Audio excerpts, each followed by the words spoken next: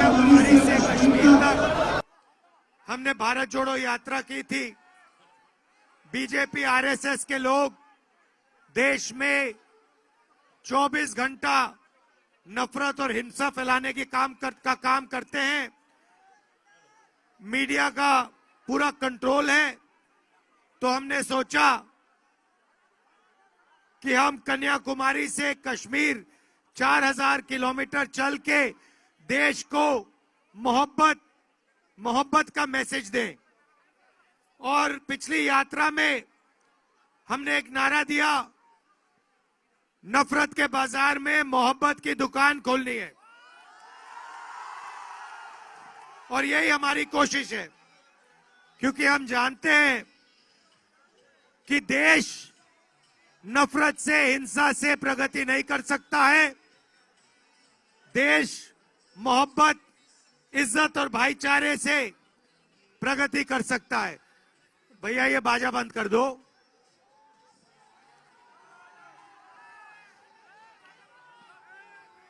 अब क्या करें? तो काफी लोगों ने हमें कहा कि देखिए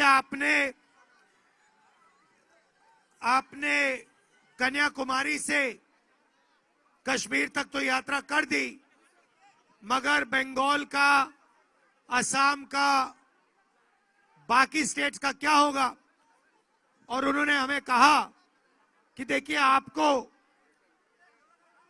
मणिपुर से महाराष्ट्र की भी भारत जोड़ो यात्रा करनी चाहिए। और बिल्कुल सही बात थी, सही सोच थी। इसीलिए हमने मणिपुर से महाराष्ट्र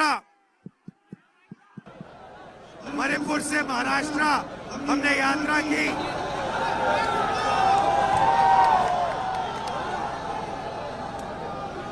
मणिपुर से महाराष्ट्र, मुझे घूमना पड़ेगा ऐसे, मणिपुर से महाराष्ट्र यात्रा की। इस यात्रा में हमने न्याय शब्द भी जोड़ दिया है, क्योंकि आज के हिंदुस्तान में अलग अलग तरीके के अन्याय हो रहे हैं। किसी भी स्टेट में चले जाइए, किसी भी युवा से पूछ लीजिए, वो आपको बताएगा कि जितनी बेरोजगारी आज हिंदुस्तान में है, वो पिछले 40-50 साल से नहीं हुई है। सही बात है। आर्थिक अन्याय, सामाजिक अन्याय, महिलाओं के खिलाफ अन्याय, किसानों के खिलाफ अन्याय, मजदूरों के खिलाफ अन्याय, अलग तरीके का अन्याय नरेंद्र मोदी की सरकार कर रही है। किसानों के साथ आपने देखा, पूरे देश के किसान खड़े हो गए। नरेंद्र मोदी जी अपने काले कानून लाए थे, जो किसान का है उन्होंने वो छीनने की कोशिश की। और शुक्र है कि देश के किसान एक साथ खड़े हो गए। तो हमने इसलिए न्याय शब्द भी अपनी यात्रा में जोड़ा है। सामाजिक न्याय, जिसका सबसे बड़ा कदम जाति जनगणना होगा, कास्ट सेंसस होगा, उसको हमने करने का निर्णय लिया है। हमारी सरकार आएगी तो पूरे देश में हम जाति जनगणना लागू करेंगे। पता लगाएंगे पिछड़े कितने हैं, दलित कितने हैं, आदिवासी कितने हैं। तो ये हम आपके सामने पांच न्याय के हम कदम रखना चाहते हैं। सामाजिक न्याय, आर्थिक न्याय, किसानों के लिए न्याय, महिलाओं के लिए न्याय, और जो हमारे श्रमिक मजदूर हैं उनके लिए न्याय। ये हम आपके सामने रखना चाहते हैं।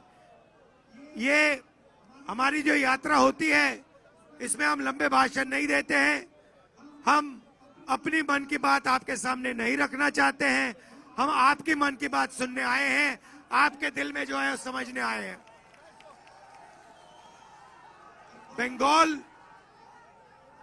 बंगाल देखिए, ये आज देश में विचारधारा की लड़ाई चल रही है। एक तरफ नफरत और हिंसा की विचारधारा, और दूसरी तरफ मोहब्बत। इस साइड हो जाता हूं।